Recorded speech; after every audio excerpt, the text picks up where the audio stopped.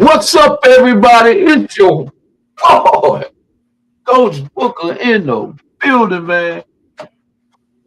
And it's your boy, Coach Watt. What it do? What it do? Building, man. WEA in the building, man. We back, man.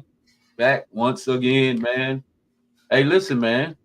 There's a lot going on in spring. This spring sports, man. It's year round, man. We got something going on year round, man. If it ain't baseball, it's track. This bit is basketball. Next thing you know what we'll be doing? Football. We'll be doing football again. It was coming back around. Coming back around. But you're gonna be the first stop this time though. You're gonna be the first stop. You're gonna be the first stop this time. You're gonna be I'm cool with it. Yep. Come on. 7-on-7. Yep. 7-on-7 is coming up. We're getting ready for it. We're getting ready. We about to draw working on the location, getting all that confirmed. And then once we get that confirmed, it's gonna be a party out there. We're looking to have like 16 teams. We're gonna have 16 teams. You got the fields and everything ready? Yeah, I'm just waiting on my confirmation on my field. I don't want to put it out there yet, but I'm just waiting to get my confirmation. Hopefully, I have that tomorrow or Monday. And everything is locked. We got the date locked in. So once we get this confirmation, we ready to roll. And it sounds like you got enough team, or you need some more. Yeah, hey, first come, first serve. I do it. Yeah, for sure. I just talked to the Kennedy football coach, and he said he about to get his guys ready. They getting in this year. Well, yeah, man, that's good stuff, man. That's good stuff, man. I'm kind of looking forward to. I was on Facebook, man, and I was reading this guy. He had posted a comment on Facebook, and I guess we can comment on that. Anybody in the chat, whatever, tell us what you think. He said that 7-on-7 was a waste of time, a waste of money. Yeah, he said it was a waste of time and a waste of money, and it didn't benefit the kid. Hey, I was one of them guys at first till my son started playing, and then I was like, okay, it's work, man. It's work for the skill players, man. You got a kid that's trying to be a wide receiver quarterback. What better way to get them work? Not throwing against air, then it's good for DBs and all the secondary kids to teach them zone. So when they little kids playing zone, now they at least learning cover 2 or some cover 3, maybe cover 2 and cover 4. They learning that like 8, 9 years old. So when they get to middle school, unlike some kids that know a cover 2 and a cover 4, they know the basic cover 2 and cover 4. It's good for your linebackers. Most middle school now is mostly downhill, but it's good to get them ready because they'll be prepared for high school. Yeah, this guy, experienced coach too, and I think he do more youth football than anything. And he said, and I was kind of shocked. He was like, when he said 7-on-7 don't benefit the kid. It ain't worth the money, and it's a waste of time. And I was like, I ain't shoot him down, because that's his opinion. So I ain't shoot his opinion down, but certainly I gave him some factors on why I would think that 7-on-7 is definitely beneficial, especially for these young quarterbacks, a young inspiring quarterback who has no idea how to read defenses.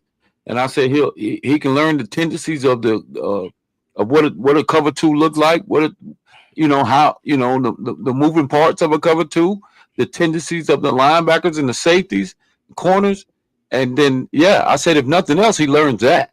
Yeah, right? He'll learn where the holes are in the defense, where we need to put the ball, which can make him a much more effective, much more effective quarterback, even in tackle football.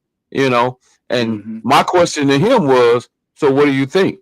It's more beneficial just to play tackle football year round? Is that is he gonna burn them out? Is that what you call more beneficial? Yeah, which I don't agree with that. They need to come out the pads. They need to work on skill.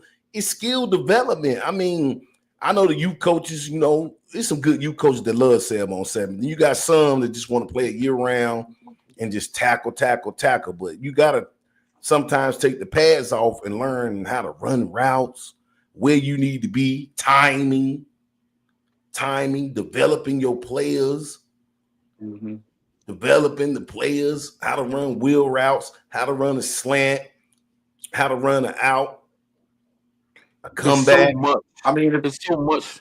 It's so a lot of times you just. What's that, Flando? I think the biggest benefit for it, especially I'm not a huge proponent of 7-on-7. I think it's a great thing before you start summer workouts and all that stuff. Yeah. At high school, I feel like high school players should, if they're on a team, they probably should, do that with their team. But I think they should be working out more than running around, because that's just wear and tear on your joints. Middle schoolers, I think that's cool, especially if it's a team concept, because you can learn other thing. You can learn timing with your receivers as a quarterback, learn how to play zone covers like y'all already covered. So basic, zone. But I just don't feel like they should jump right into it right as the season's over. They should recover, train, weight training, strength training, conditioning, speed training. And as you get closer to the season, I think you probably should throw some 7-on-7 or some competition. Like, I'm not against somebody playing on weekend tournaments every now and then, but every weekend, I think that's just too much on the body. Especially if you're trying to, I agree. Very select. I agree 100%, and I'm glad you brought up those factors about, because you would know more than anybody about the how beneficial it is to jump right into it. Because it seems like a lot of these guys jump right into it after tackle. Right into it. No, they got to take a break. Right? They were still playing playoffs. They were still playing high school playoffs, and teams were playing 7-on-7. Yeah, like, come on, that's crazy. Yeah. So let's talk a little bit about that. What do y'all think? What do you think the timeline is? Like, let's just say, because a lot of these guys right now are playing tackle. I know the national championship games in Florida and the seasons run through December, right? Mm-hmm. I see these guys jumping right back into competition play in February. Yeah, they think it's AAU basketball. Then the kid get to us in middle school. He banged out. He don't want to play no more. He don't practice. What y'all think? Ankle injuries. It's just too much wear and tear on the body. You're not letting your body recover from. If you think about it, if you played regular season of tackle football, fall football, even if let's say Pop Warner, they start practicing like July, maybe July. July. Okay, so you're going. So a couple weeks in, you start hitting, right? So let's say August. Let's give them August, July, August. So August through December, if you're good, you're hitting 3-4 times a week in a game and practice a couple times a week, right? High school, you're hitting in practice every day. You're playing Friday night games. You go deep into the playoffs. You play. So you got August, September, October, November, December, if you're good. So you got 4.5, that's 16, 17 weeks of banging on your body, right? And then you're not recovering, and then you go run right out there and start. That's why kids get injured so often. Their bodies are not healing. They jump. You're not getting no offers in 7-on-7. So I don't understand what's the big, the thing. Like I said, it's cool, I think, for a team concept, like closer to the season, after you've gone through summer workouts and conditioning and all that stuff, and let your body heal from all that running around. It's not beneficial. It's really not. I mean, it's fun, but I don't see if they did, how long they had football without 7-on-7 and players were fine. Say that again, Coach? I think it's a money grab. It's more about the attention. It's more about individual. Players want to make highlight reels, all that good stuff. But I mean, they've been playing football for 100 years, and 7-on-7 been around for about 10. I think we'll be okay without it. So and then in middle school, man, you know yourself. By the end of the season in middle school, you tired. I'm tired. Because that's every day. That's every day. Then people be like, "Why y'all practicing running, man?" Think about it. That's a lot, man. As a strength coach, so we got to be ready understand the recovery process. And do y'all think these athletes are getting any gains from this stuff? Because it's constant, like you said. Do you think they're getting any gains from it? Whether it be mental or physical gains, because it's a topic that needs to be talked about, whether it be in youth sports and whether it be in middle school, whether it be in high school. But right now, youth sports, it needs to be talked about because these guys are playing these kids. They are playing these kids from June all the way to June. I don't think these kids get a break. From June to June. Yeah, you gotta give them a break, man. Because and like Philando, and it's got to be guys like Philando, world-renowned, very known fitness guy that knows what it takes for the body to recover, the time for the body to recover, and things of that nature. It takes guys like you, on your platform, on this platform, to talk about the disadvantages to playing kids year-round, whether it be they even need a break, like you said, which you made a good point, because a lot of people don't think because we're not playing tackle in February and March that we're gonna play 7-on-7. A lot of pounding Booker, knees and all that. I'll give you a great example, Booker. We witnessed this ourselves. We lost 3 players to broken arms in 2 weeks, 2 in one game, playing 7-on-7 in youth ball at Mallet Creek. Yeah. Your son was one. Abdul Yates. Almost back-to-back plays. And Abdul Yates. Back-to-back plays. And then the next week, another player was out. So Abdul, Justin, back-to-back, broken arms. Damn near the same spot. The next week, Antonio, what's the kid's name? One of the twins or 3 boys. Twins. Anyway, broke his arm. So now what? Yep. Now you're done. Now you can't really do anything. Practically for the season. I mean, you might be ready for your regular season, but then you still recover. You still having to recover. Yeah. From that injury. You're still rehabbing, basically. Once I saw that, I was like, man, listen. After I saw that, I was like, it ain't worth it, man. You can get concussions, head injuries. Anything can happen, man. These guys are flying around 100 miles an hour. And you got, let's say you play on a team that you're not familiar with a quarterback. He's not familiar with a receiver. He could throw you in some traffic, bro.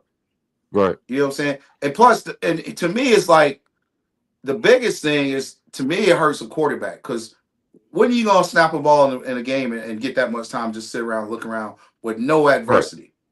Right. That's a false sense of security. Like, you don't get to sit in the pocket and look for 4 seconds. You got to be moving. Yeah. So I think it's pros and cons. I think there's more cons than pros, honestly. Yeah, I like the way we did it this past summer.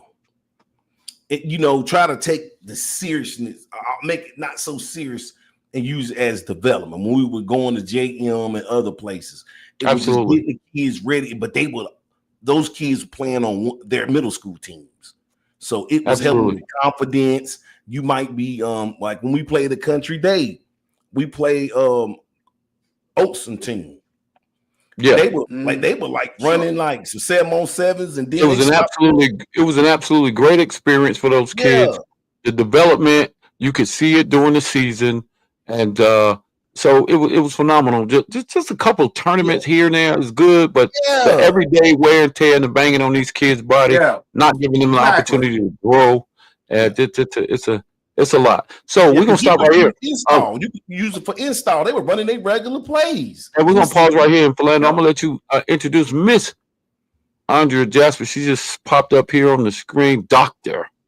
Let me get it straight. Dr. Jasper, that is. Let me get them credentials right. Dr. Andrea. She will let you know. Trust me. I'm good. She has no problem correcting you. Hey, she can let me know. I stand to be corrected. I'm good with that. The founder. What's up, sis? CU360. She has to tell us. Welcome to the show, Miss Dr. Jasper. Thank you. Andrea is cool. Andrea. Yes. She did. She let me know right there. Andrea, I got you. Okay. I was saying Andrea. So Andrea. Okay, cool. Okay. Yeah. So welcome to the show. Let's call it sis. Thank you. Thank you for having me. Sis so works tell us a little bit about Dr. Jasper. I'm gonna All call you right. Dr. Jasper. I just like saying that. You want me to Okay. tell you about her? Probably Yeah, I mean, you. one of the most creative, innovative people I know, passionate about what she does, man. She does this thing annually on Halloween with her boys and some of her friends. This themes of one of the most amazing themes she did one time was Muhammad Ali. It was a Jackie Robinson, a bunch of iconic blacks, man, and it was pretty dope, man. Dance choreographer, mom, wife, friend, just overall awesome person, man, that does her part in the community. This is the ultimate team mom, the ultimate team mom, right? You Ultimate want to make Team sure Mom. you got what you need. That's what's gonna get. So Independence was blessed to have her. Her boys are blessed. Her husband's blessed to have her. I'm blessed to have her as a friend, damn near a sister to me. We've had a lot of deep, awesome conversations, man. She was one of my clients, and but just more than that, she's like family to me. So All right, man. You when dragging she it, man. told You me dragging it, about the dog. Hey, listen. This is no, enough. man, for real Enough. talk, man. I gotta give her flowers, She's man. Shit, man. I'm gloating. trying to make her Gloating. cry. but but anyway, Oh, man, when she did this event, I think last year, I think this may be the second annual, if I'm correct, or something along the lines of what she's done before. So I want to let her talk about it, man. It's gonna be an awesome event. So all you basketball players out there, put your listening ears on. All right, Andrea cool. Jasper. thank you, Philando, big brother. I don't know that I could have done a better introduction. Like he said, first and foremost, I am a wife and mother. I have four incredible children. Kiana, who's turning 27 this week. What? I have Okay. Cameron 19, Caleb 18, and Cohen 16. Oh, awesome. All of them are going to be Independence alumni. All of this, CU 360, was really birthed out of one, my love for community.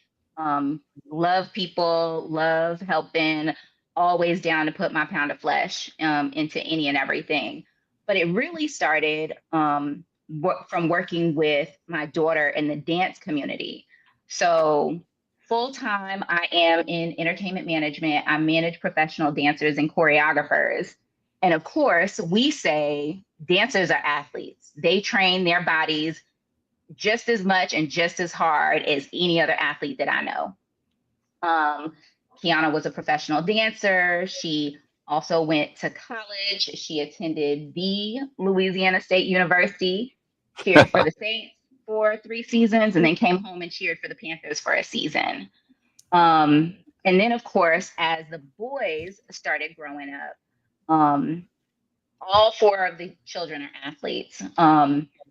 All of them played football, basketball, and soccer. And so now that the boys are in high school and in college, I kind of made it my mission, especially with all of the changes in the recruiting processes, to create more opportunities for these young men and women to be seen. And so, just like Philando said, this is actually going to be my second clinic. I did an HBCU prospect showcase in October of 2023. I skipped the fall of 2024 because what I came to find out is basketball season, just like football season and soccer and baseball, is now turning into a year-round situation. Mm-hmm. And so the fall time just became a little more challenging with fall basketball for high schoolers. So it actually works out that I'm able to do it next week because next week Charlotte is going to be hosting for the first time ever the Black College Invitational Championship. And Oh, so we wow. will have 16 teams from all of the HBCU conferences. So that is the MEAC, SWAC, CIAA, and SEAC. So six, 16 teams, eight girls or women's college teams, and eight men's college teams.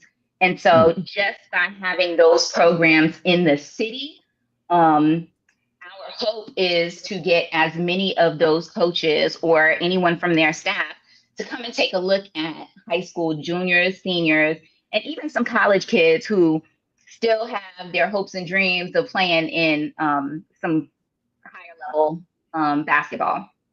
So, yeah, that's it in a nutshell. I will say that over the holidays, we also hosted the first ever Holiday Court of Dreams, where we invited 2 high school girls teams and 2 high school boys teams, and we were able to play at the Spectrum Center. So just those kinds of opportunities and creating a little bit of extra exposure for them. Yeah, that's what I'm about. Wow. That sounds Excited, pretty man. cool. We'll be there for sure. Are there any other So questions? let me ask you this. So being that this is your second event, tell us like what kind of success did you have at the first event? Do you have any kids that were able to pick up some scholarships and that kind of helped you keep motivated to do another showcase? Did you have a bit of success in that first showcase? Yeah, so we actually had some interest. That first event, we ended up with 80 players. That event was only boys. There were a few who did end up going on to play at the collegiate level. Now, we can't really quantify whether it was attributed specifically to our event, but we did have several HBCU programs who did log on to our live stream and also review the footage afterwards. And we got a lot of really great reviews. So It was a great so no recruitment tool for the guys that's so no actual offers from any colleges just yet from the event, as far as you know. Not specifically from the event. We weren't able to quantify whether those were already coaches who were already interested in those players. So are the college coaches invited to your event, like to come out and support the event? Absolutely. Absolutely. And again, for next week's event, because those coaches will already be in the city, they have free reign to come and check them out, skills and drills. And then we're going to do some 3-on-3 and some 5-on-5 play so that they can see them actually in action. So when you're talking about what's the staff like? Do you have high school coaches, top high school coaches, college coaches, just kind of experts in the sport? Who's a part of your team? Yeah, so I pulled together a little bit of everyone from AAU coaches. I have some high school coaches, both on the public school and private school side of things, North Carolina, South Carolina. I have one of my coaches coming up from the Greenville, Spartanburg area, another top girls high school coach from right out of Rock Hill. And so they kind of help me on the performance side of things. I'm more of the admin, let's put it together. This is what we can do and will do side of things. And so I've reached out to local coaches. I've connected with CMS. And so all of the athletic directors and all of the girls and boys high school coaches within CMS should have by now received an invitation. Oh, awesome. So you should have a pretty good turnout, hopefully, right? And you said the last turnout was how many kids? We had 80 boys. Oh, that's awesome. But this time it's going to be consolidated girls and boys together. This time it's going to be girls and boys, and we're actually limiting our total capacity to 60 because we want to make sure that all of the prospects have a chance to at least get some playing time. We want them to get at least 2 games in. And is it like a pre-registration type of deal? There is a pre-registration.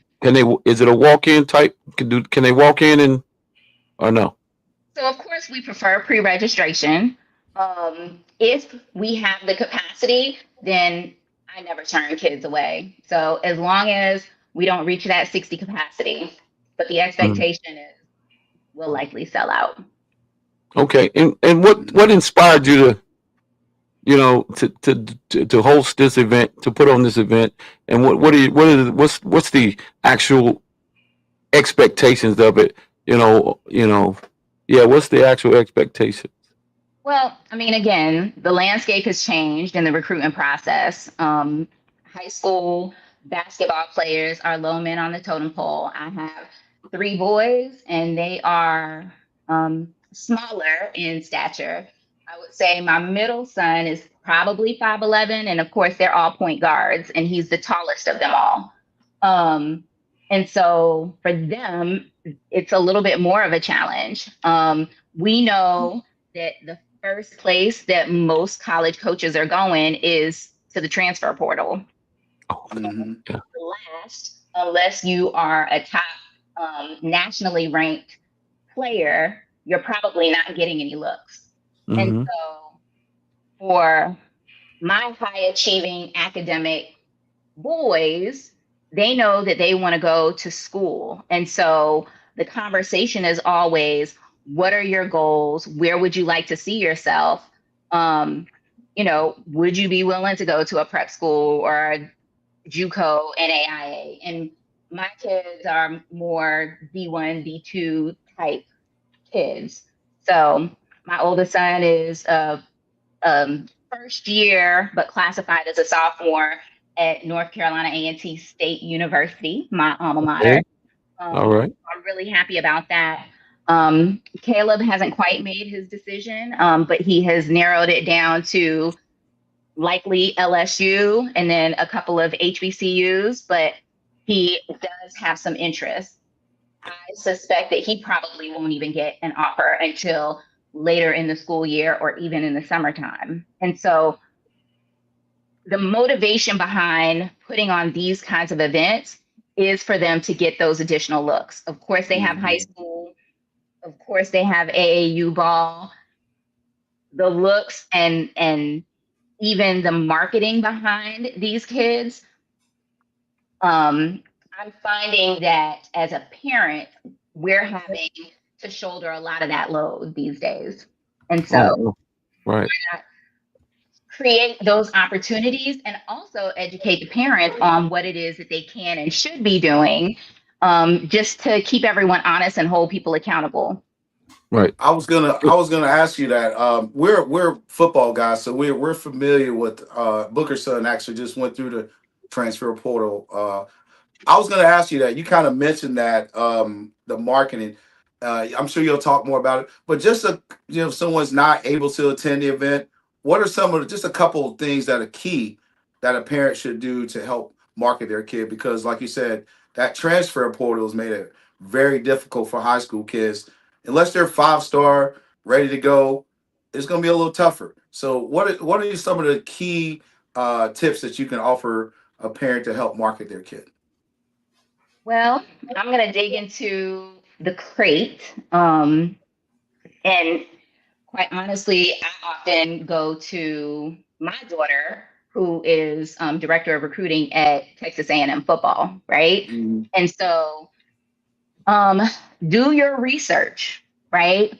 I have a spreadsheet of all of the potential schools that the boys are interested in, right? And so we know the school, the enrollment, who the athletic director is, who's on the coaching staff, and try to plug in and get connected. That includes their social media handles, that's Instagram, that's Twitter, of course, um, and make sure you're tagging those individuals just so that they can see, right? That in and of itself can garner some interest. I remember Kiana coming home one holiday and she asked Cohen some questions because her inbox was flooded of potential prospects. And Cohen could quickly filter through those inbox messages and look at film from those players. Mm. And he was like, he's not good, he needs to work on, and it didn't take but 30 seconds. So number two is making sure that you have highlight reels, right? And dot, dot, dot, making sure that they are frequently updated, right? So on the basketball side of things, they may be playing 2 or 3 games in a week. there really should be a weekly update to that highlight reel. Now, you may only have 1 or 2 good plays from that week, but if it's something that's a little bit more dynamic, take out what is lesser dynamic from your old highlight, right? So make sure that that's updated. Meet with coaches. Now, I see everybody on here is a coach. And I know sometimes coaches shy away from having those difficult conversations with parents. And I know it can be overwhelming because of how many players you guys have, right? But I think that having those real, honest, and transparent conversations is vitally important, right? Whether it's with the player or at some point with the parents. Because some parents are unfortunately just slightly delusional, right? Delusional. Tell me about it. With expectations, right? And so, they need to know football, basketball. I love little Johnny, but this is more recreational, because then it kind of reduces that level of investment. I promise you, it's going to lighten the load of how many parents will reach out to you guys as coaches. But for us as parents, I'm the type of parent, I'm a realist. I would rather know. And Philando and I have had these conversations. My youngest is 16 and he's 4'11. But I don't know how many years and for how long on both football, basketball, all three, and soccer side. I can't even tell you for how many years coaches have been saying that kid is special. Right. It's hard for him at 4'11 and 95 pounds to be on JV and not seeing the field. And then he's questioning everybody, the coaches, us as parents.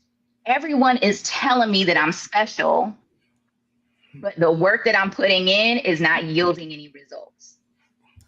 So we have to have those honest conversations. And whether that's with the player or collectively, so that we know how to approach that situation.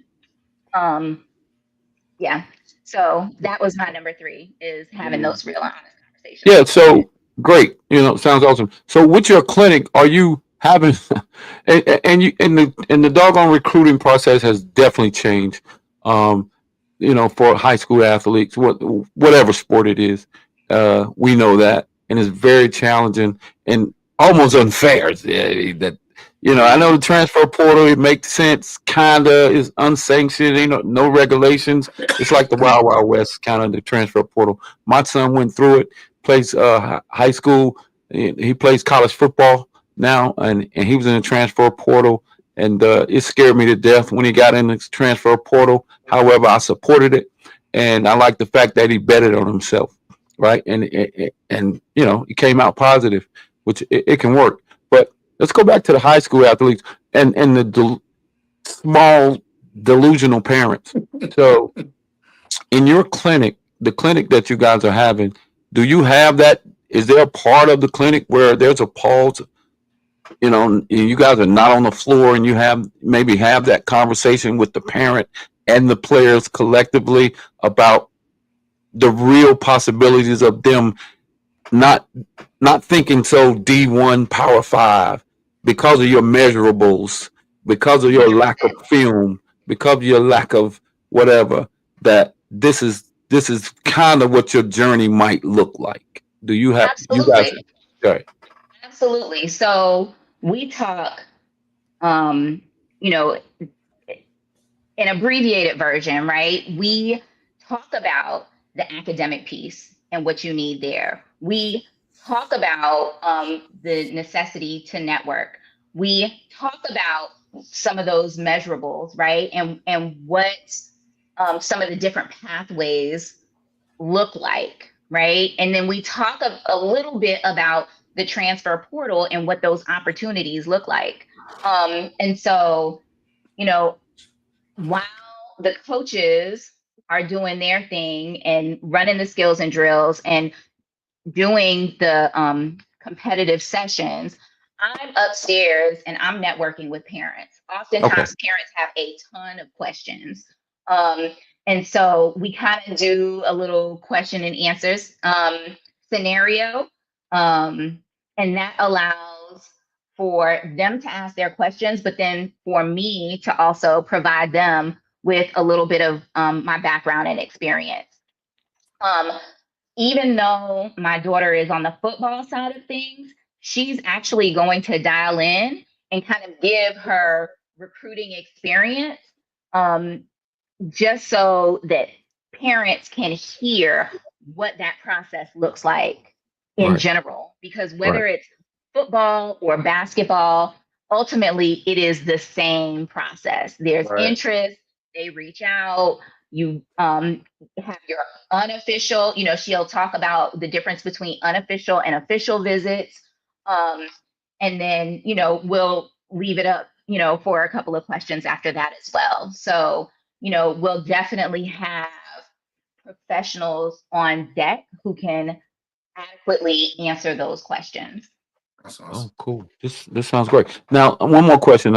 I'm sorry, guys. I'm asking all these questions. No, man, people need to know. Ask the Yeah. questions. So let's just say for that one of the kids from your clinic or whatever, they do, some college coaches do show some interest. However, these kids may not know how to go in and kind of advocate for themselves, and talk about, because you got to talk about, when you're talking to these college coaches, about what the roster looks like, whether I'm a tier 1, tier 2, or tier 3 recruit.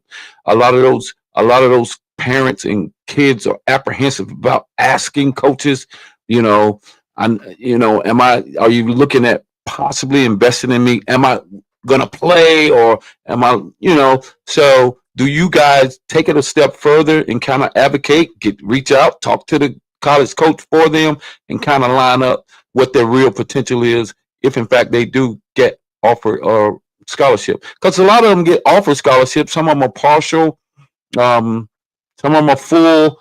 Sometimes the parents don't ask those questions. They should, because that's an out-of-pocket expense if it's a partial. And so do you take it a step further and kind of educate them on, once they do get somebody that's interested in their kid? So the education piece of it, yes. Can we have that conversation about how to advocate for themselves? Absolutely. Every player and every parent leaves from our events with my contact information. I am an open book and happy to provide, answers to those kinds of questions. And even if I don't have the answer, can seek that out or direct them to somebody who can answer it. That is part of the conversation that I have with the parents more so when it comes to, the differences between D1, D2, NAIA, JUCO, prep school. And we also talk about the money piece, right? Because ultimately a lot of parents and players are looking for those opportunities to pay for education. Yes. So, so we definitely have those conversations as well.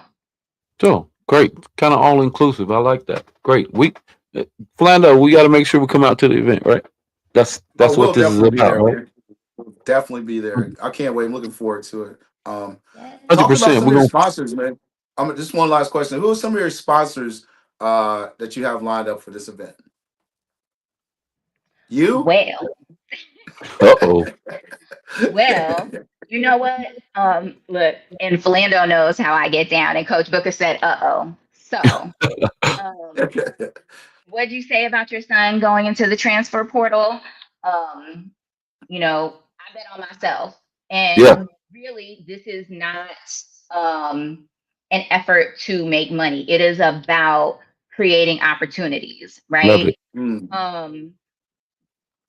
Unfortunately, because we are using the Hornets Performance facility, utilizing their spaces can be a little tricky. And so we only have a small window to be able to promote and do all things.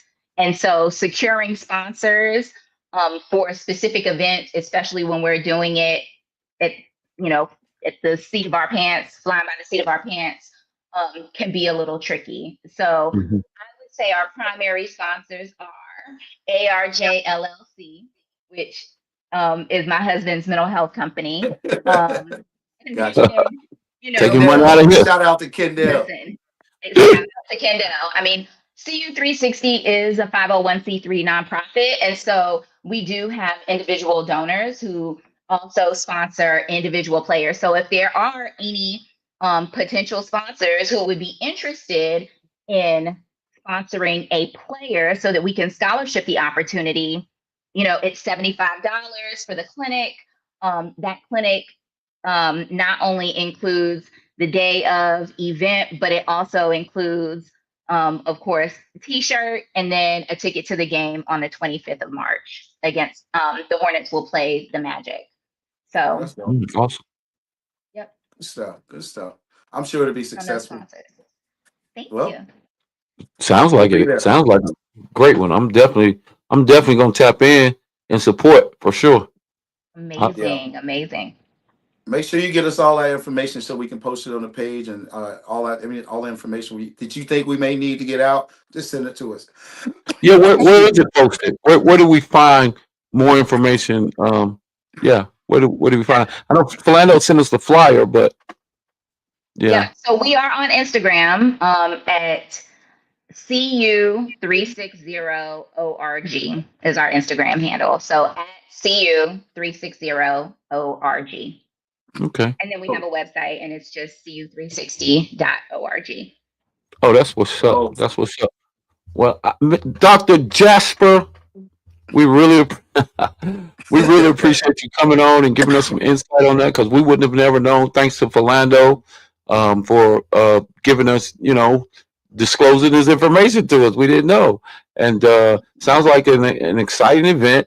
I like the fact that it's not a money grab. It's you guys there we are go. just supporting, kids and looking for kids to be successful, pushing kids through, give them opportunities. I love it. Love the tones Yes, of it. we need more like Great it. one. Yep. We need more And like it. we're gonna come out and support you, and we appreciate you coming on the show. I appreciate you guys. It's been fun being the only mom and Here female we on do the that one show. now. Oh Lord, here we go. Start burning Ice, bras ice. in a minute. Okay, super mom. We'll talk to All you. right, sis. Thank you. Appreciate you, sis. Alrighty. Take All right. care. Thank you. Thanks again. Bye. All right. That's some good Yeah, man. information. That's good information, man. Because I wouldn't have never known that much about that. And we shit. We we need more programs like that, man. Absolutely. That's why we got to get out Yeah. there cover it. Washington, WEA need to be out there covering it, man, putting that information out there for these kids, man. So that's what we're here for. Hulk, welcome to the show, man. You look real relaxed, man. Oh yeah, I'm just sitting back listening, listening to information from the doctor and everything. So, You good? Eh, oh yeah, Yeah, I'm good. How y'all feeling doing? Man, yeah, great, man. man. I woke Man, up. y'all, we gotta I check Hey know. on man, each that's other. right swing. I mean, folks Right. gotta Hey, man, check you on know each what I other. was thinking, man? We need to change your name. We need to start calling you Boss Hawk. Boss Who? Hawk. Boss The Hawk. boss. Both, the both Look Hulk. how he's sitting back there like a boss. Boss Hawk. That's my new Oh, name so for you, man. Boss Hawk. hey, Hulk, what's going on in your world, man? You got some kids. You got some kids reaching out to you about potential opportunities for college visits, um, scholarships. It's tough out there, man. Your Oh yeah. job gets a little tougher these days. With the with the, Oh with the yeah. recruiting, just like Dr. Jasper just mentioned, the recruiting process changing these days. Hmm. Yeah, your job becomes a little bit more difficult. I would think got to have a little bit more strategy involved. Um, what's going on in your world of recruiting these days, bro? But thing is, and all y'all know by now, parents and kids got to change the mindset. Um, the recruiting window is totally different now. Like Mhm. you you see like but like the class of 26 guys rising, but the juniors rising seniors, you said they all committing now or been committing. They started committing like back in December. Now before they wouldn't have had to commit to like summertime or close to the season start. So now like these schools now they You fast got track. locked They in. way ahead of schedule. Yeah, they got locked in. So they got to change their mindset. Like instead of trying to go to D1 camps, I'm telling them they got to go to like FCS and D2 camps. To be honest, I mean, now if a coach invites you to a D1, that's different, or like a mega camp. I understand that, but it's trying to do like a circuit where you can go to Duke, Carolina, Clemson, Virginia Tech, and you ain't got no stars, no rankings. They don't know who you is. You wasting gas and about $50 for the camp. To be honest. Yeah. I Yeah. mean, you killing yourself. So yeah, you got to be strategic. Like they need to go to like the camp like Matt Morrow got. They need to go to the weed camp. Whenever twins start their back, they need to make sure they out there for that. Like say, hum yourself, change your mindset. Cause like I said, it's a different world now. Hey man, They told you they. no I go man, ahead. that's a great point that you just made. And I didn't mean to interrupt you. I apologize. Just You I'm good? getting old, and if I don't say it now, it's gone. I won't even Oh remember yeah. it. Oh yeah. But the point you just made about these guys need to get out to these camps like a WEA camp, Mm-hmm. Matt Morrow camp. I think now more than ever, these camps, Yes. you guys' camps are super important because you're Absolutely. bringing out, because that's the new journey. The new journey Yes, is sir. JUCO, Mm-hmm. D2, D3 colleges, man, Yep. and of course HBCU, right? Um, Yes. Yes. yeah, Yes. Definitely. I, I think there has to be more conversations put through on the table with these kids, man, and explain to them that this could potentially be your path, which we've talked about this a ton of times. And I think you never know who's listening, man. You know what I mean? As far as parents, because parents are very some of the parents are just oblivious to recruiting Mm-hmm. process, period. Mhm. Unfortunately, so it takes guys like us getting on this platform and being consistent, talking about it, and as we Mm-hmm. learn more about it, we just continue to put it out here. So I think that I was gonna ask, but then you said it. Are there any camps, recommended camps for these kids to go to where they don't spend a ton of money and mom don't Mm-hmm. have to spend all that gas money and money Right. to be a part of the camp? Are there any camps other than WEA uh, Uh, and Matt Morrow I think that the we know of? I think with the thing, man, you need to, like you say, you got certain people who put them on who camps are legit. And another thing, mm-hmm. I'm saying this to parents stressing. If they don't have coaches there, it is no need to go to Right. that camp. I agree. I'm telling you, unless it's You like wasting a your money. Yeah. Nike, Adidas, A some type of rivalry or something. invitational. Mm-hmm. Because what I want, those invitational camps, you could be a kid nobody know about, but you show up, you meet the metrics, you might have a good performance.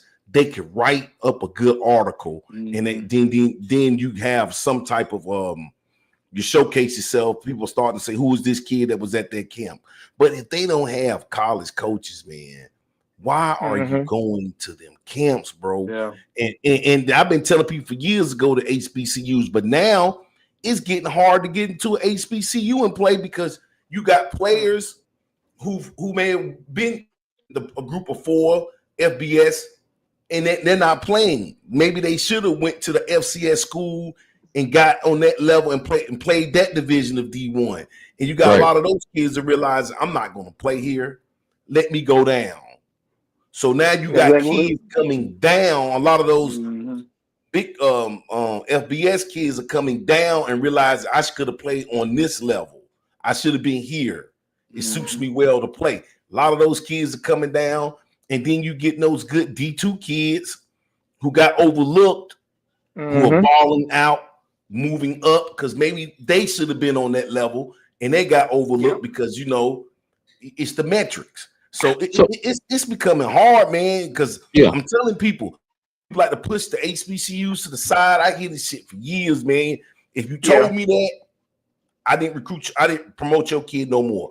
You say something bad about HBCU, bro. That's it for you. I'm not promoting your kid because a lot of that, because some of these parents, they didn't go to school and they think the school campuses are back are like horrible. If you've been on a North Carolina Central or North Carolina A&T campus,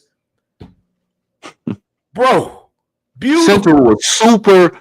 My daughter graduated from Central. Well, yeah, she graduated from A&T. She went to Central, but campus is beautiful. Freaking that campus is absolutely beautiful. I'm talking about the landscape. Everything is beautiful. Now the neighborhood is terrible, but it's a neighborhood. That's all of them, and they all get There's a lot of the HBCU. They always put them in the hood. They all, and guess what? Those neighborhoods are not getting gentrified. Yep. Like John C. Smith, that whole area, Central. Oh my God. It's oh my God. 84. Look at that. And some of these D2s, what's LaSalle, Betty's Ford? That they haven't reached LaSalle yet. Have they reached LaSalle yet? Yeah. They reached LaSalle. Yeah, they all the way down there. What used to be Little Rock, down Brookdale. Beautiful. And D2s too. Like Elizabeth City has a nice campus. Fayetteville State has a beautiful campus. It's mostly the ones that are private. Because they're private, funnily, the campus is still growing, but maybe not where they should be. But most of these state schools, man, these campuses are beautiful. But again, a lot of these parents have never touched foot on the schools. But like I said, recruitment is hard nowadays on all levels. Yeah, they kind of. I tell you what, and I tell you what, Book, Twin, Lando. We talking about pushing HBCU. Now, like I talked to coaches from at Central to Johnson Smith, and they all say they changing up the way they doing recruiting. They ain't doing like they did before, like y'all saying, like kid got to. I'm gonna be like a D1, Power 5 for them to look at them now. They ain't just getting this somebody who can slide through the cracks. Say them days over. They say they start winning, so they're days of developing freshmen is kind of over. That's over. They want them grown men, and that's because their contracts are big cut from 5 years to 3 years. So to keep his contract and keep his family fed, he got to go get older players. Absolutely. Yep. He has to get older players. I mean, his job it's a lot of coaches out here getting it wrong, though. I don't know. Yeah, like I talked to Miami when we were at the coaches conference they had here, and they say they still recruiting like maybe 10 freshmen. They're recruiting them. They still bringing in fresh. Some people are still bringing in freshmen because let's say if you got some older guys that got 2 years left, you can bring a lot of guys that got 2 years left. You can bring in some freshmen under those guys. Yeah, when those guys leave, you got some younger guys in the system and can coming up. I think that needs to be a plan too, not just having a whole roster of some old dudes and in 2 years they out. I think you need to bring in some older guys, but then have the younger guys up under them getting ready. But some people so scared. Yeah. Who's told me we developing them, and by the time we develop them, they're gonna be gone. So how important is it for a kid to still attend? And maybe I missed this. The Rivals, Adidas, BTO camps now. And I know you made mention that if college coaches aren't there, then what's the point? So is that still a case in a very well-known camp like Rivals and Adidas? That's a different story now because they're different. Doing different kind of camps. They're doing write-ups and you got people that writing up trying to help with the rankings. That's a different story because that is nationals. Those are national camps, and when they start writing up, you go there and perform. Man, they got video of you, and you start performing well, and you get a good write-up. That can help boost you. Like, who's this kid? Right. That's because they're he'll be like get like stars and stuff like that. Yeah, they help with the star. Or you'll get kids with the stars. So if you ain't helping me get no stars, but stars don't matter on that level. But everybody's saying optics matter for the stars. So basically, what you said, if it's not college coaches there, or if it's not a national camp, it's pretty much a waste of time. Who you performing in front of? That makes sense. Yeah, so I'm just reiterating what you said. Yeah. If it's just what you saying? local camp with with no ties to your star rankings or no college coaches are there, is not going to help you get recruited. I mean, like you That's said, why what's the point? that's why I set the prospect count for WEA so I can revamp it, because it has to be revamped on what's going on now. Right. So does it make See, sense for these kids to go more to the mega camps versus to just like, if let's just say Virginia Tech has a camp and it's just Virginia Tech instead of does it make more sense for these kids now to go kind of target the mega camps whenever they, these 11th, 12th graders? Does it make sense for them to go to the mega camps?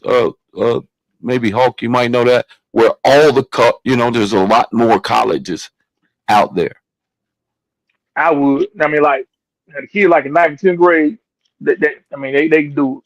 Like y'all was saying, 11th, 12th graders, better be strategic about it. I go to mega Yeah. camps, or like I say, if I ain't invited, I ain't going. And Philando, what you saying about like the rivals and the Nike opening, like they got two camps. They got like the combine be on Saturday, then the camp to be on It's Sunday. Sunday. The combine, you be seeing people try to run the combine. That's a waste of time. You get invited to the camp on the Sunday. That's what you go to, like where. But then too, that we don't hear that's political. I mean, a lot of that's political. Like a lot of the writers, like from 247, like dudes I know in Atlanta. Like Atlanta camp might be full with like 50 4-star, 5 stars. So they push them up to the one in Charlotte who got less star players, the way they might shine more. The one in Charlotte, they might push to go to one in Baltimore. You see what I'm saying? Yeah. To the one that don't have as many, that way you can get rolled up. It's a lot of politics there, to be honest. You gotta know how to maneuver. The truth is, if a parent doesn't know, like we keep saying this, which is, be honest, it's true. Parents aren't really acclimated to they're not really highly acclimated to the recruiting process, right? And they may take their kid.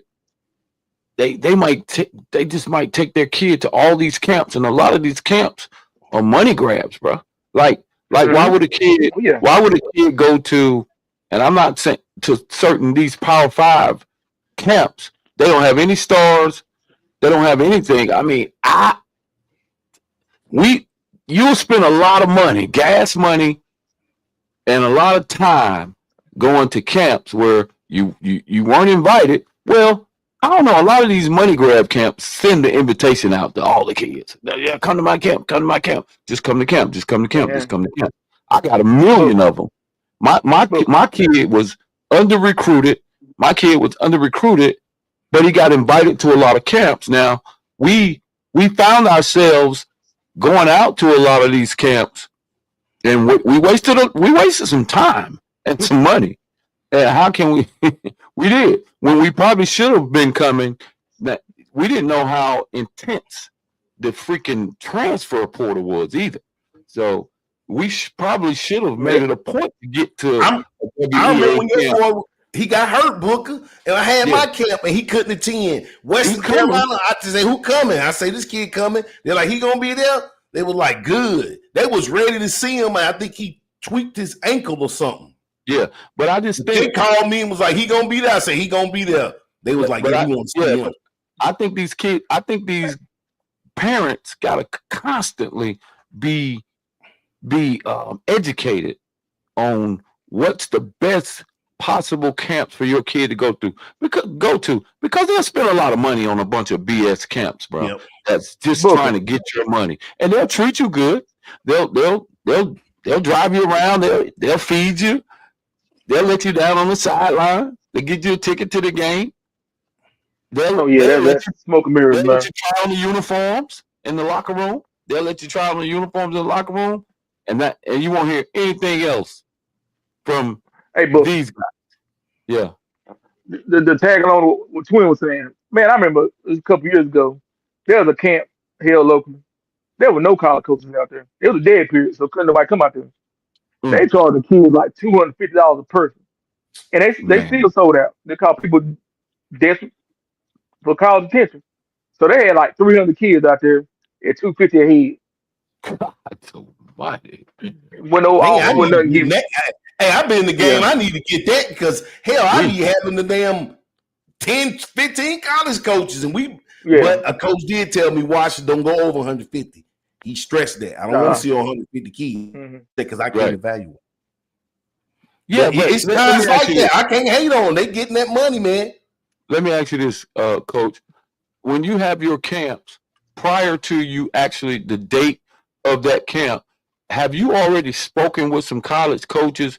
Have you already spoken with some college coaches that already know some of the kids that are going to be out there, and they've told those kids, hey, make sure you come to the WEA camp. We're going to be out there. Or do you kind of educate some of those college coaches on some potential recruits that are going to be at like I, you know me, man. I don't promote the stuff I be doing. I'm in the shadows, bro.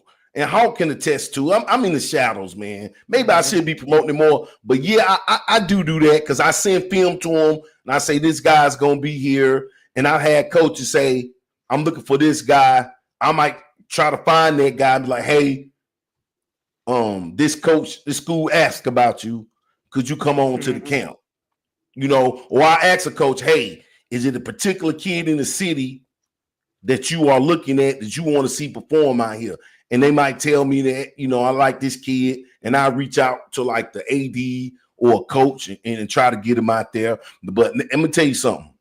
It's some shiesty business in Charlotte, bro, because I don't have a college coach tell me, Wash, I just left this school.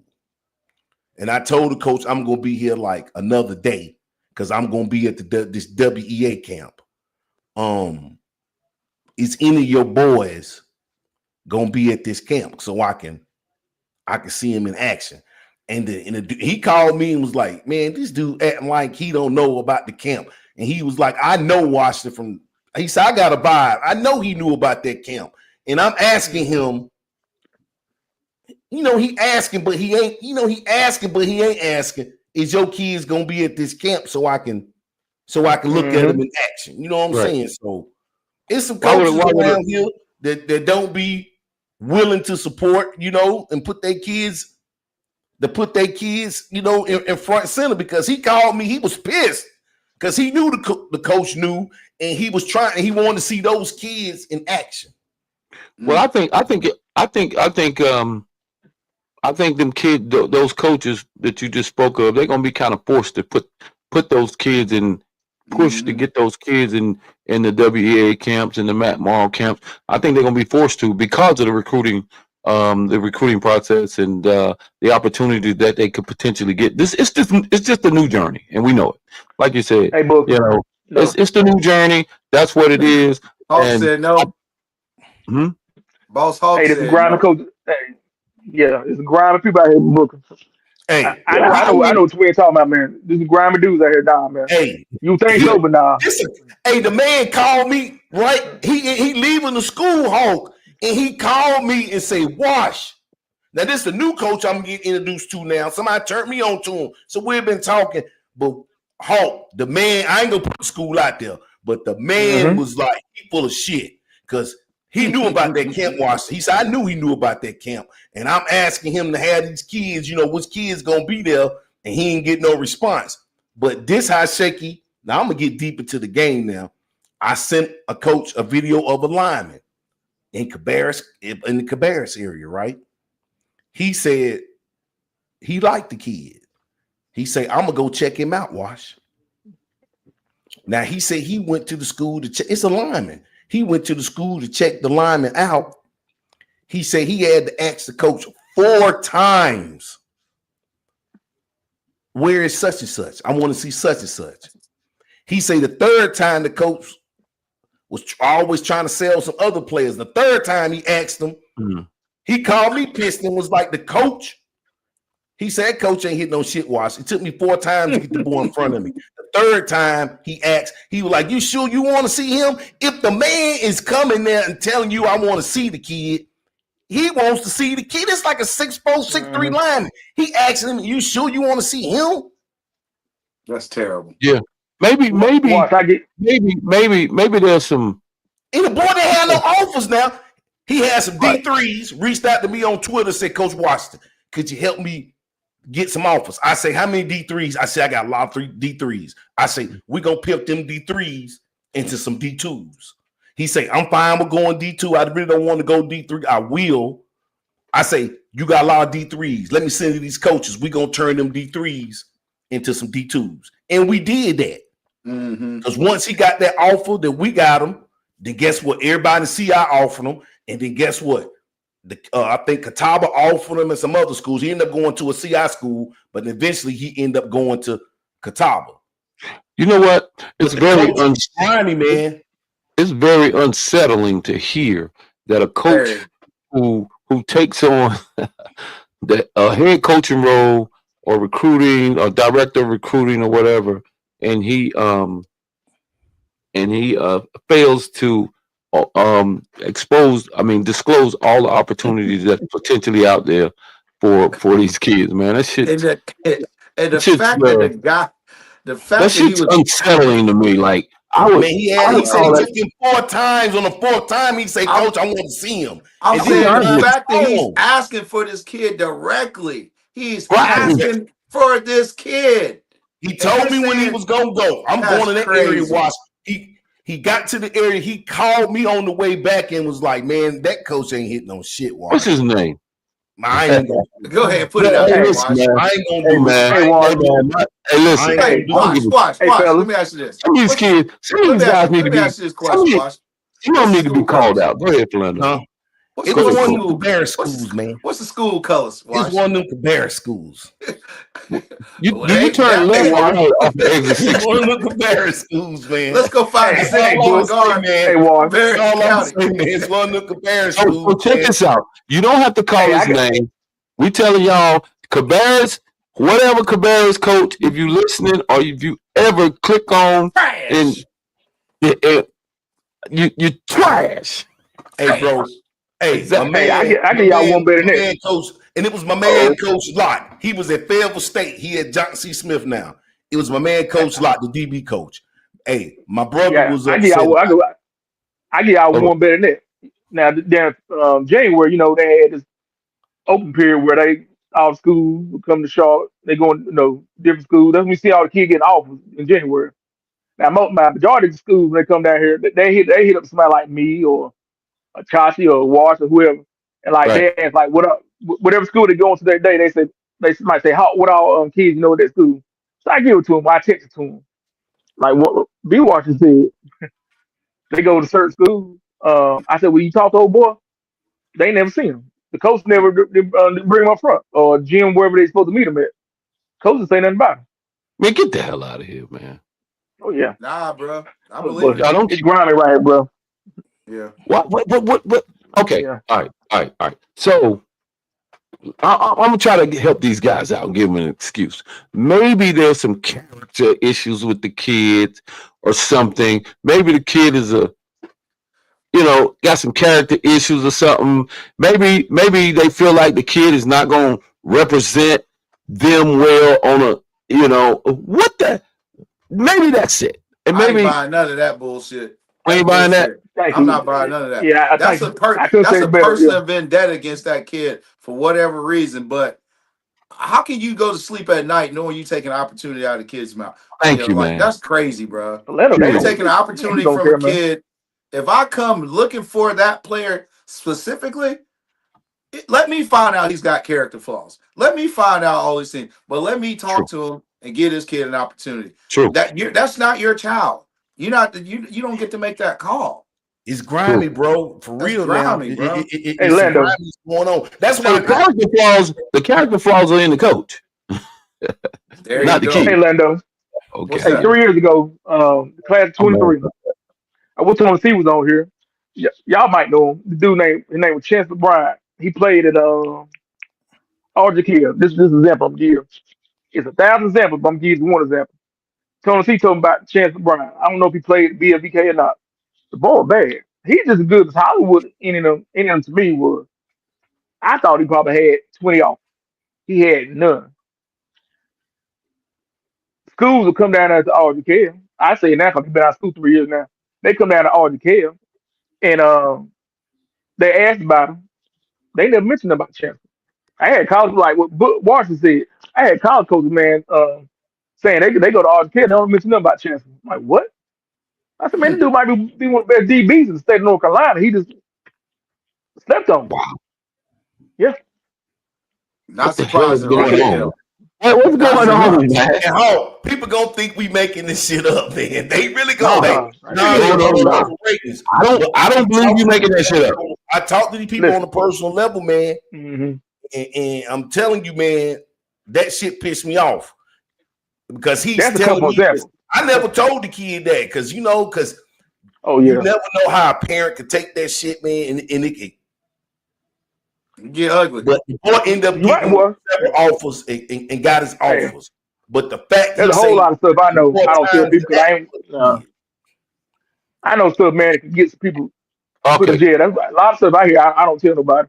Hey man, It's some y'all grimy tell stuff me. going on, man. Hey, I want to expose their asses right here. I It's some don't care. grimy stuff, boy. I feel like I got shit to you do. know what? I'm gonna go hit my man up, and I'm gonna find out what school he was at the time because it was some years ago. I'm gonna find that school. It's in my Twitter. So I'm gonna go look him up, and I'm gonna hit you tomorrow, and I'm gonna tell you. As much as I know, everybody on this call on this podcast right now loves to see these kids get an opportunity to Absolutely. advance their careers, man. We love that, man. That's what we wired. Every last one of us are wired, man. We love to sit in those bleachers and those stands, or just even if we can't go and support them, we support them in our own way. Watching them on TV, whatever. Man, I Yep. cannot. You can't tell me right now that I wouldn't call a coach ass out that did not give a kid a fair opportunity. I call his ass out, and I don't care because it ain't fair, man. It's tough out here, man. It's tough out here for these kids already, man. And you mean to tell me you coaches are pulling up to your school to see these kids who don't have offers? Bro, I will call them out. Honestly, I will. I don't give a shit because it ain't fair. It ain't fair. Like. Go ahead, Book. I'm sorry. No. Go ahead. You good? Orlando, what was that boy that played D tackle for Independence? It was right before my nephew. He played D tackle for Independence. He ended up at Colorado State. The big boy. Big boy light skin dude. I'm not sure, exactly. But I heard he got some situation. Christian. Yeah, I heard he got some situation, and the coaches brought him in and asked him, "Did you do it?" He went to Colorado State. Yeah, he went to Colorado State. Yeah, there was some stuff going on with him. They were saying like maybe the coaches asked him, did he do something, and he admitted to it openly. Then they used the shit against him. Oh wow! No, you know what happened with him too? One time at a game, it was a game, and he was on the sideline, and I think his brother came down, and they was trying to get his brother, and they called security, and he went over and said something. They made a big deal, which was nothing. And tried to, this was before he even went to Colorado State, I believe. But he had some other stuff going on with some coaches. My nephew was like, he had confessed to the coach about something. Then they used the shit against him. That was probably before McFadden got there because they had a carousel. Back when I was a Mount Allen Charter, that before McFadden was over there. I mean, like my man George said. George, he's listened to the show, thanks, and he said it happens, man. All the stuff that we're talking about. I'm gonna just call it the fucking minutia. I got to use my word. Minutia. There it is. The minutia that's happening. The minutia that's happening in these amongst high school coaches neglecting to disclose. That's insane. Offers and opportunities, potential offers and opportunities for a kid to live out his dream. For mom to get her son free education, for dad, for grandma, whoever. This is very unsettling with me. And boy, I'll call you out. I don't care because I don't think it's fair. It's wrong. I'm gonna find that name so you can call it out. I will call him out. I'll call him out right here on the show. I don't give a shit. He can call me directly. It's wrong. Don't do that to these kids, bro.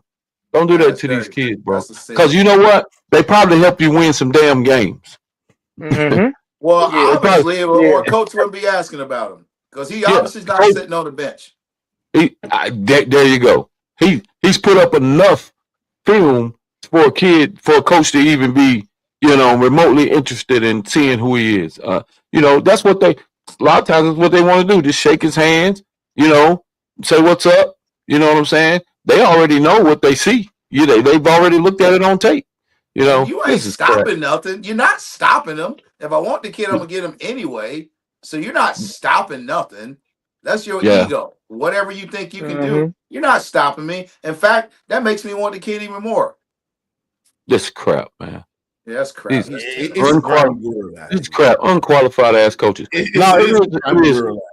No, man, because I don't think the coaches. I'm blaming this shit on the ads that hire these son of a guns, that hire these coaches, and I think the interview is got to be a little bit more intense. You got to dig a little bit deeper into the character of who you're hiring in these positions.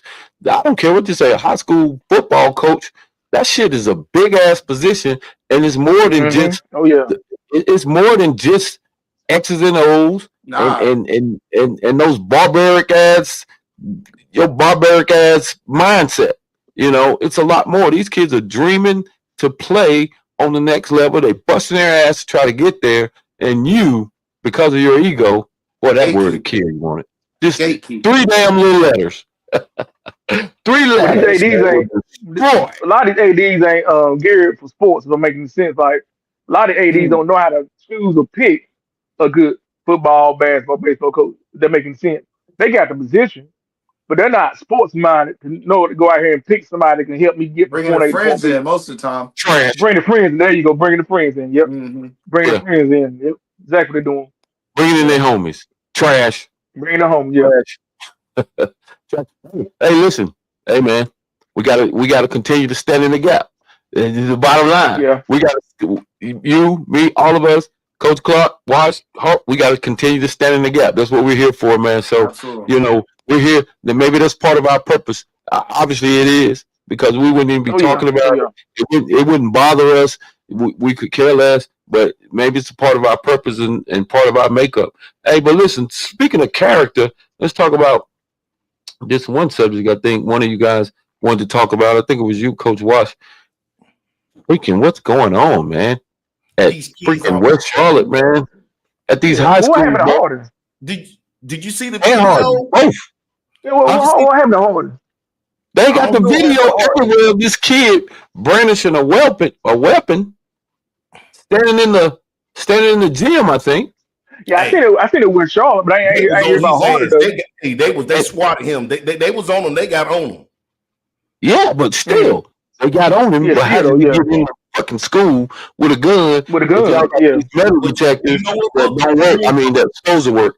When you ain't supposed to be on campus anyway, and then you got kids letting you in, because they got metal detectors, so he didn't go through the metal detector, so somebody had to let him in. Oh man, let him beside the door. I see what you're saying. Yeah. Okay. Yeah, I see what you're saying. And I understand, man. Maybe CMS or these high schools are doing the best they can to try to secure the campus and shit like that. And then you got knuckleheads letting guys in from the side door.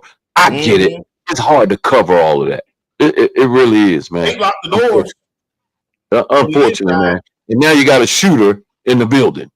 Mm-hmm. It was on them. I heard they saw that video immediately because they be on kids' social. See, these kids think the school don't be following social media. My nephew got in trouble doing some slap boxing in the bathroom. And then I talking to the assistant principal. I'm like, how did you get this? I say, do you got snitches? And she said, yes, I do. Themselves. She said, we got kids in here that immediately see this, whatever it is, and they go report it because they be following kids' social media because they post everything. And it was on social media. They had These guys are so stupid. Stupid. The cameras are, people's phones and cameras are everywhere, bro. He knew the camera. He talking to the cameraman. Crazy. He talking to the cameraman and brandished the weapon like I could get him right now. Whatever he said. I don't know if that's what he said.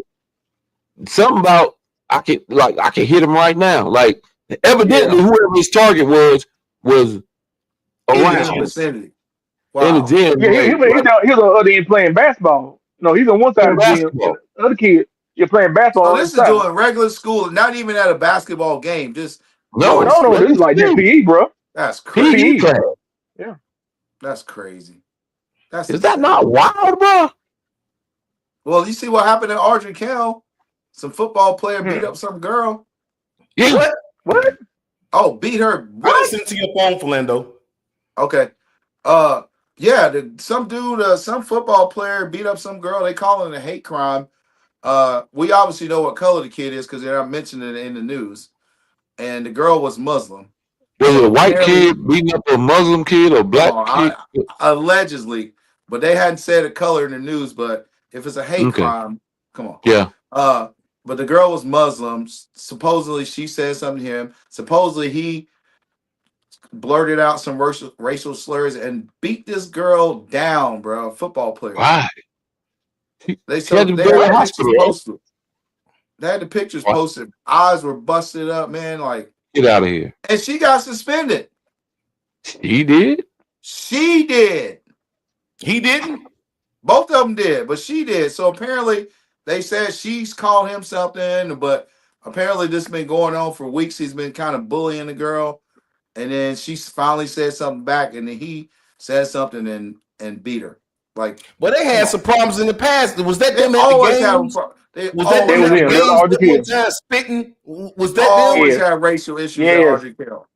Oh yeah. Always something going over there. Then they had the basketball player that one year, right? When they were playing Chambers in the playoffs. Yeah. Yep. Mm-hmm. Yeah. Yep. That ended up being a real big game.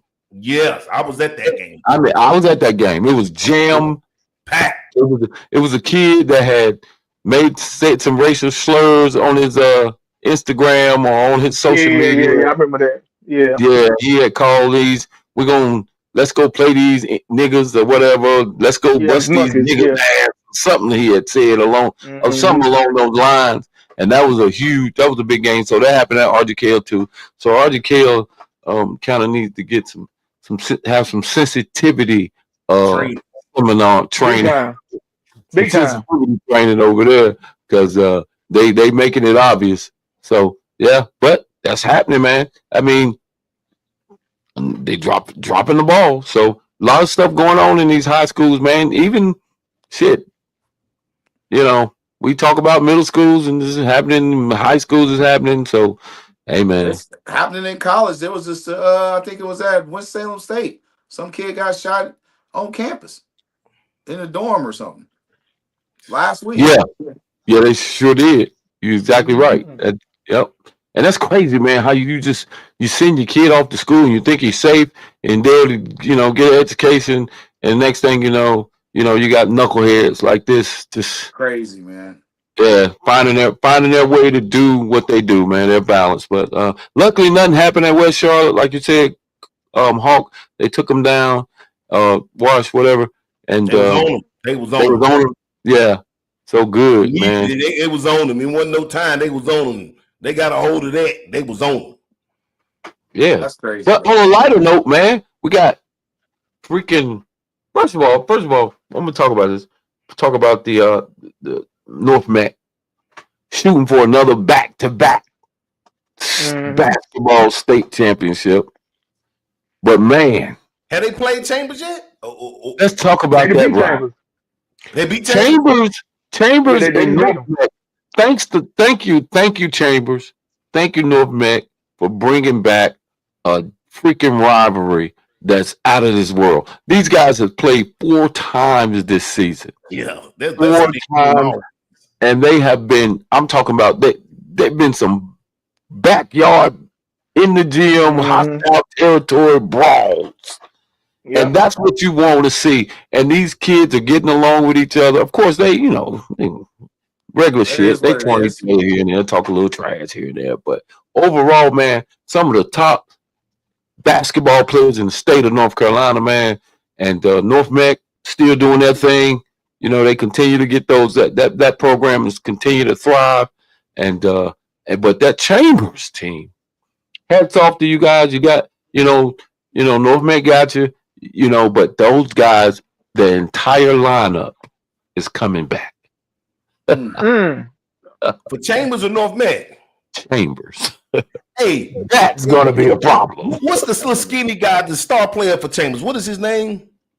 I know one of them named Charles Louis, and another one named Mark. He remind me of, he looked like the kid, his frame wise of the kid to go to Duke. What? Yeah, he does. That same frame, and North Met has one that look like him too, right? Them boys are juniors. Oh God! The entire lineup is juniors. Boy, hey, I'm getting my ticket now. Them boys gonna go crazy next year. They got to be ranked number 1 in the state. Mm-hmm. But I don't understand, man. Chambers had a squad. I mean, they have a good team last 4 or 5 years, and they can't get over the hump for nothing, man. Well, you know what? Let's talk about, and we didn't have this on the docket. What the hell were they thinking putting Huff in that damn conference that they put him in? Huff. I don't know, man. That's crazy. Man, that's a cupcake conference. That's the last thing that Huff needs ever. Huff has no business in that conference. One of the top teams in the state. Where would you have put him? You can't not put in that shit. With Mallard Creek and West Charlotte. I'd have put him in the SEC. I would have put him in the SEC. West Charlotte, Mallard Creek, Independence, Butler. That's a conference. That's a conference. Huff in that Huff should have been there. You think West Charlotte should have been out of that conference? No, I think they should have. Huff well, you know what? There. I think West Charlotte can. I think West Charlotte can fight their way through that conference. West Charlotte's good, bro. Yeah, I think so. Good. I think West Charlotte gonna get more wins. I was going with somebody today. That quarterback is young. He was only what, a sophomore? The whole team's young. Yeah, freshman. No, so they have a quarterback. I know. West Charlotte got a hit stick over there. Rebuilding with the quarterback. Independence rebuilding with the quarterback. Mallard Creek, I know they got some quarterbacks, but they got to get which one they're gonna play. But Mallard Creek has some running backs over there and some linemen. So it's gonna be a lot of smash mouth going on over there. Where Mallard Creek? At Mallard Creek, because they got some running backs and they got some 6'5" linemen. Boy, when you hey, Mallard Creek, they got well, you go over to Mallard Creek, buddy. You better. I don't know what you're gonna do about that D line, but that O line that them boys gonna have, good. They do got some good backs. They loaded on them. Oh yeah, they loaded with running backs. That's something to say when you can get you some backs like that. You got a line like that too. So, hey, but I'm just saying though, my whole conversation, I got kind of off topic, but it's Huff. Come on, man. That ain't. I mean, it ain't their fault. They didn't do it, but whoever it ain't. That's terrible. I would have fought that shit. You know what? That's the kind of conference that can hurt you in the playoffs. Because you ain't battle tested. You ain't played anybody. What about how many non-conference games they gonna play? It still don't matter. They maybe play 1 or 2, but the bulk of their conference games are gonna be conference. The meat and potatoes of your schedule is gonna be the conference play.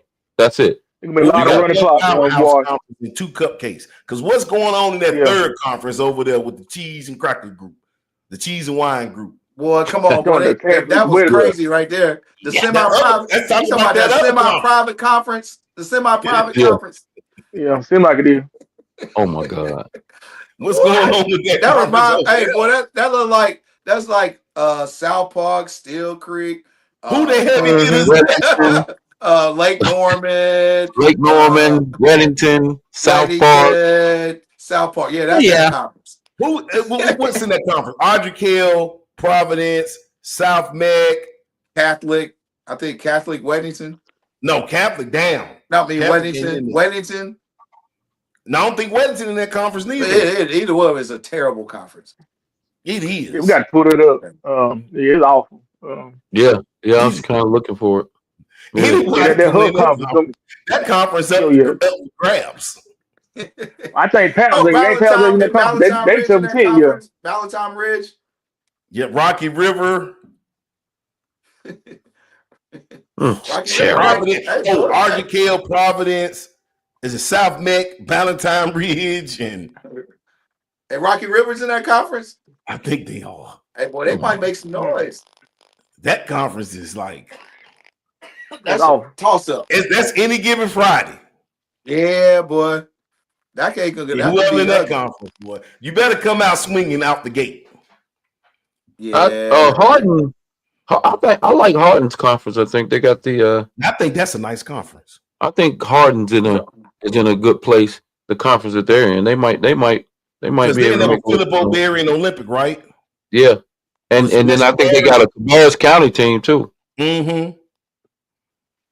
Yeah, I think they'll be able to compete in their conference. Because Olympic 6A. I think so. What is Palisades? What conference Palisades in? Yeah, I was just getting ready to ask that. Y'all, excuse me. I think Palisades is in the conference with Ardrey Kell and Providence. Yeah. So Palisades I'm going Palisades win that. Yeah. They went to the playoffs last year. Yeah, they could win that. Hey, Palisades is going to back somebody in the mouth, man, over there, Coach Simmons now. Mm-hmm. Yeah, he don't build it up. Yep. He did a good job over there. Yeah. He don't build it up over there. I forgot where I had it. Yeah. It's going to be an interesting year. Yeah. Yeah, the hood conference going to be a lot of running clocks for them. Probably running clock every week. Man, come on, man. They might bring up their JV to play some of them games. They might. They cool kids. I can see that. But they got in that Miles Park in there, right?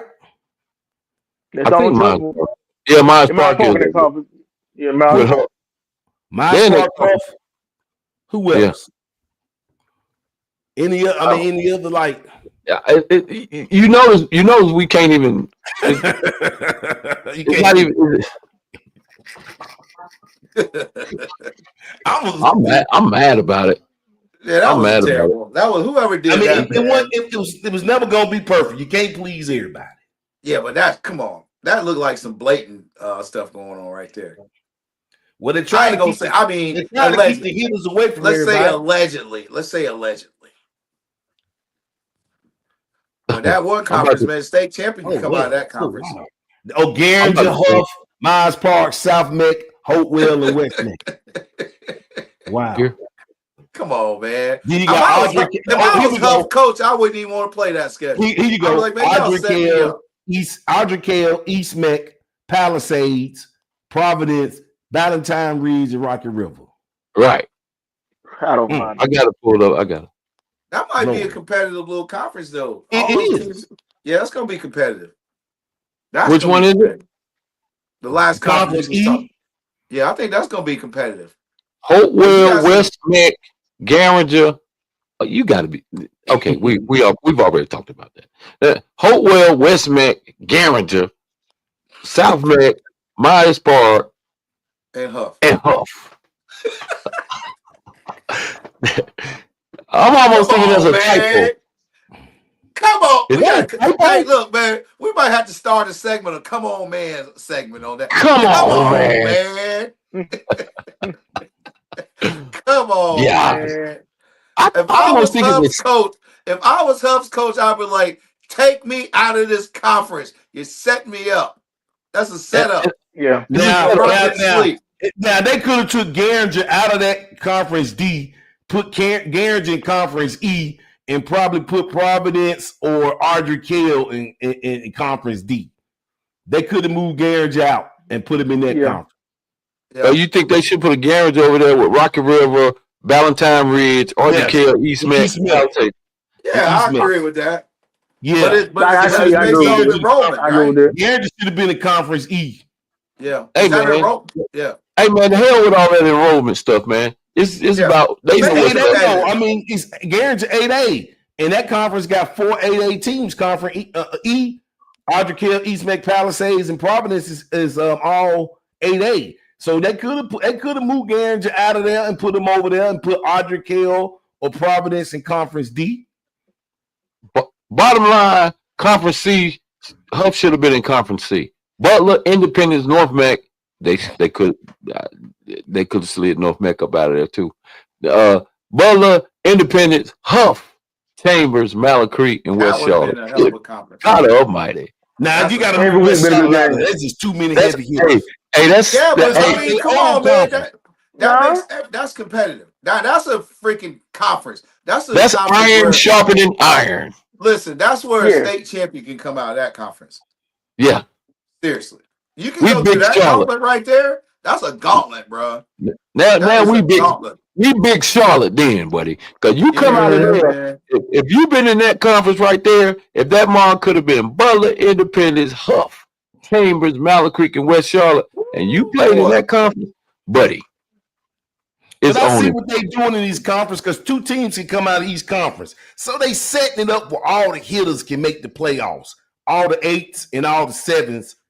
We can see them 2 of each out of each conference. If you look at it, I can see I that. see what you're saying, but damn. Dang. Somebody gonna skate through it. I tell you what, them damn high school seniors, juniors, whatever, you're gonna have some damn highlight reels from hell. Come on, boy. Boy, your That's tape some hell of real good. a film.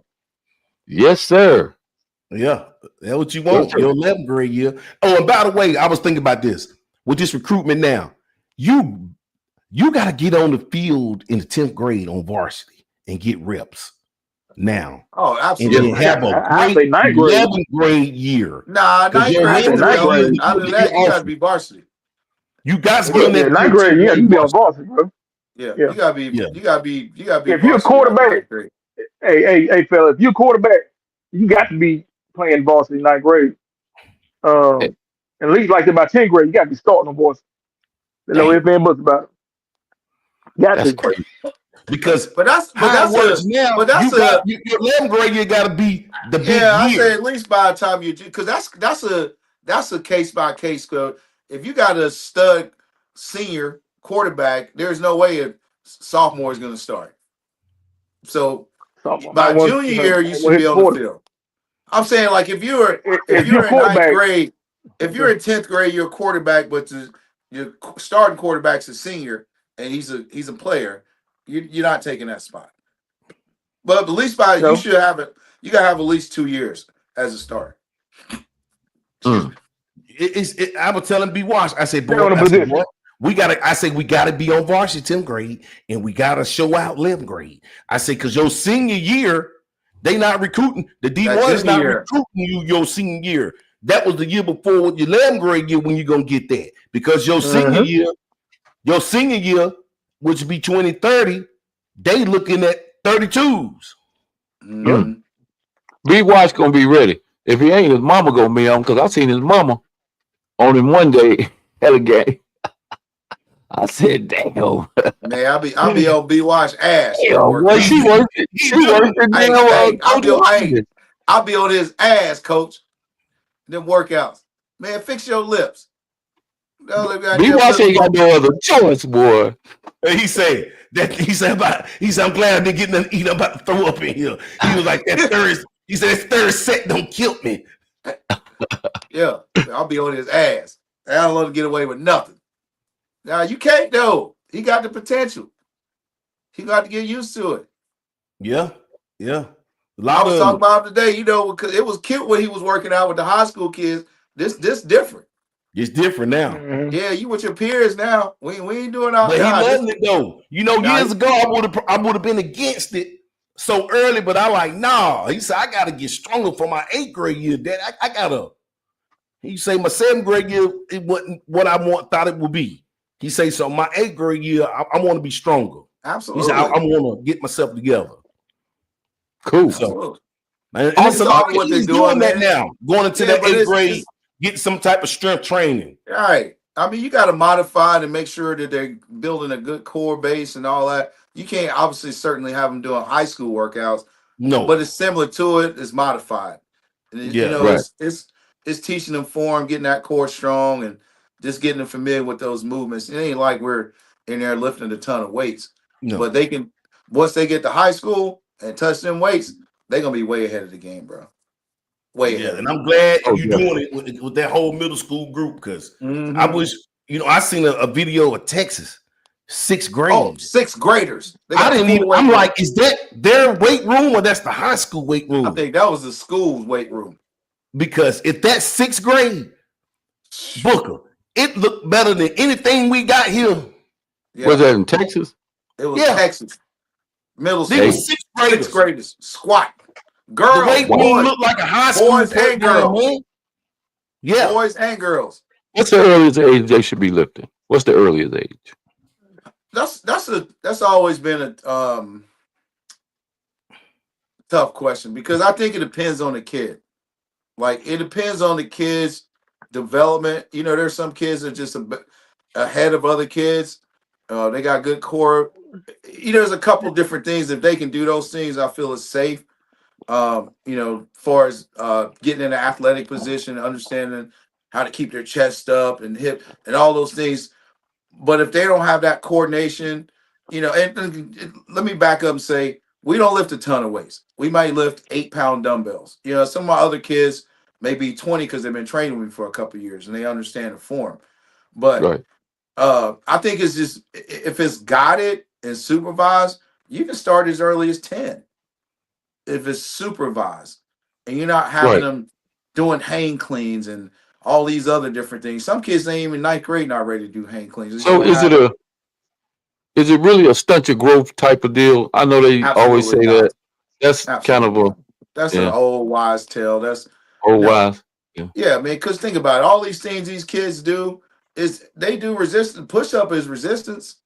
Like if you can't control your body weight, you know what I'm saying? I'm just teaching them how to do it in a controlled environment, right? And just learning the motion. And letting their body get familiar with it. And once they get body matures a little bit more, they'll be able to do those things. As soon as they go to 9th grade lifting, they're going to be fine. Because they have these kids are getting bigger. Yeah, man. You need to be prepared. Listen, I got some strong kids in their 8th grade, man, that can throw some weight around, you know what I'm saying, for what they're doing with great form.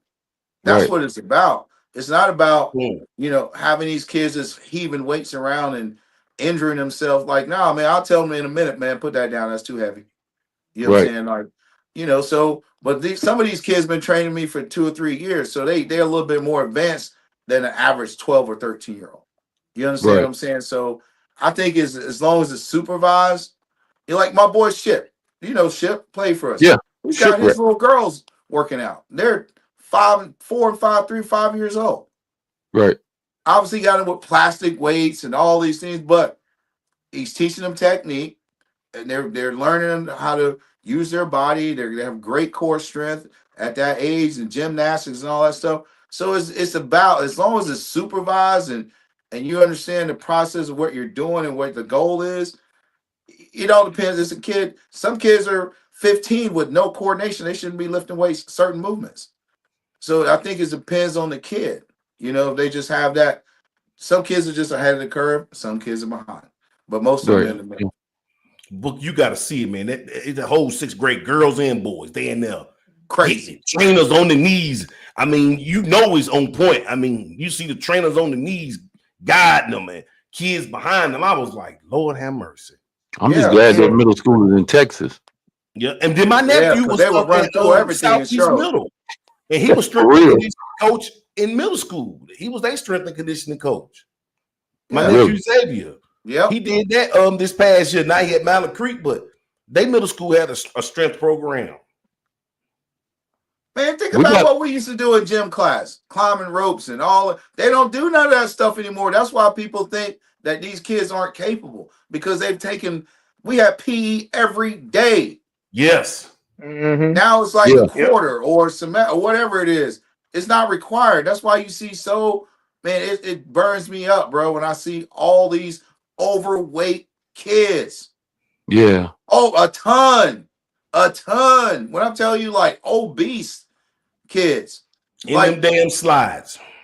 In the slides, lazy shit. But the thing is, I went to a track meet today, bro. I went to a track meet today over at bro. They got to get them kids in shape, man. Hey, I'm telling you, man. No. It was a very competitive track meet, but bro, I saw some kids at the finish line, bro. They look like I'm talking about. Yeah, I was like, shit. Should you call an ambulance? Because it was that bad, man. I was like, boy, think about this, the man. girl couldn't even finish the 400. She started, came out the curve, then she laid down. Oh, you had one? Yeah, we did Kennedy today. It was the 400. She started, got out the curve, the first curve, came out the straightaway, and she was at the top of the straightaway and laid down. Laid down. But they had a kid over at the track meet I was at. Boy, that joker was running, got around there, and basically did the same thing you do. It was coming down the stretch. He was like, I'm straight. And then about 10 feet from the finish line, laid it down. Laid it down on the track. And then it was kids over there finishing, and it was just like they was dead, bro. And I know it's one lap around. It could be very gruesome. Hell, one lap around my fat ass, I might not make it. So I can't really talk a lot of trash, but I'm thinking these kids got to get these kids in shape, man. A little bit more running, man, or something, man. I don't know. Get shape, boy. I seen some dying out. They but let me tell you something though. Watch out for them. JMA is something that Jet doing his thing. They keep a good program. Hey, Jet doing his thing over there, man. Because JMA is them boys and girls over there. They running. They ran against Ransom today. Okay, that should have been a good one. Was it a good one? Hey, they ran against Ransom today. It was a little intense for a little while, but looked like JMA. God almighty. I just hate it for the kids, man, because when we ran track, I think we had the rubber. They can't even wear spikes anymore, man. Oh, yeah. Well, they don't have spikes? No, none of you came out on the track. Oh, yeah, because you don't have those. Those track, you can't run in spikes with the concrete tracks. You got to wear. No. Yeah, you can't. Yeah, spikes. No, I don't know. So it's a track, though. I don't know. The parents need to get these kids running shoes, man, because you gotta. I mean, come on, man, spend some money on your baby, man.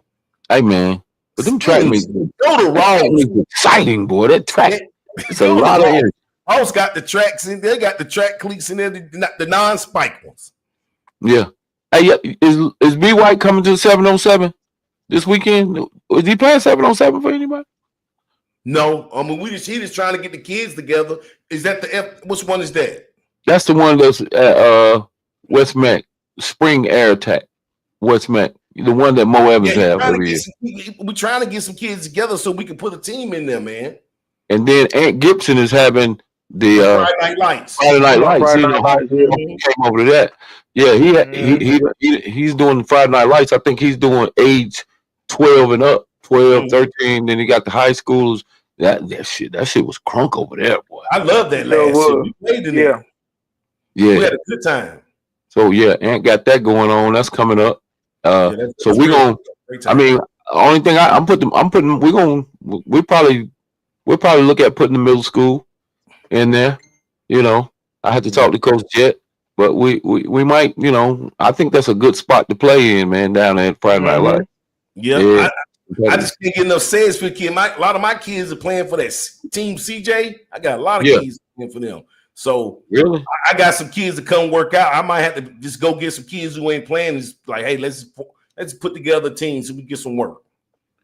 Yeah. Oh yeah. Well, yeah, man. We're gonna get off of here, man. I appreciate you guys once again, man, for coming on, man. Making it a great show, man. I think we. Some more insights to some of the people, man. That's what we do it for, man.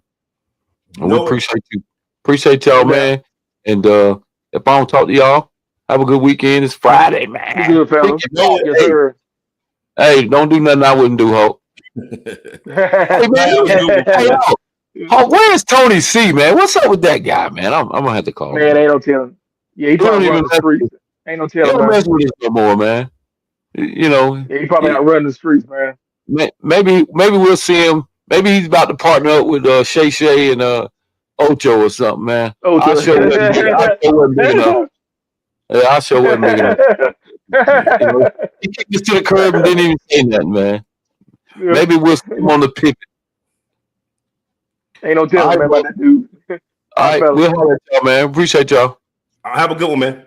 All right, bro.